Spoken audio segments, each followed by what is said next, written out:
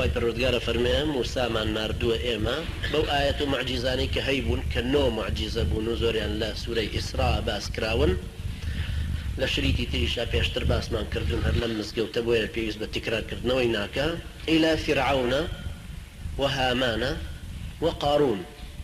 فرعون ناوی سوڵتەکەیە، ناوی با بڵێن لەقەبی حاکمەکەیە. چۆن ئەڵێن بۆ مسلمان خەلیفە، ئێستاش لەم زمانەیە وترە ڕئیس جمهور و پاشا، لەو زمانە قەدیمەشا وتراوە فرعون بۆ حاکمەکانی میسر، هەروەها نەجاشی بۆ حاکمەکانی حەبەشە، تبع بۆ حاکمەکانی یەمەن، قەیسەر بۆ حاکمەکانی ڕووم، کیسرا بۆ حاکمەکانی فارس و هەروەها.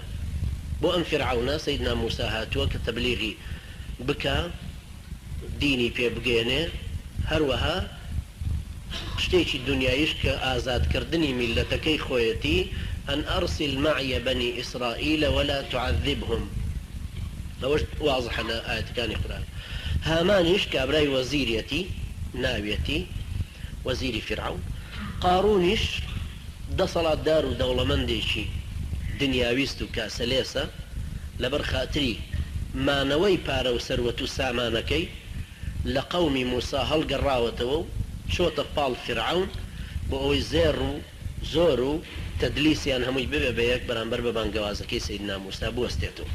چکە خوای گەورە فەرمێ لە سوورەی قەسەس إن قارون كان من قوم موسى فبغى عليهم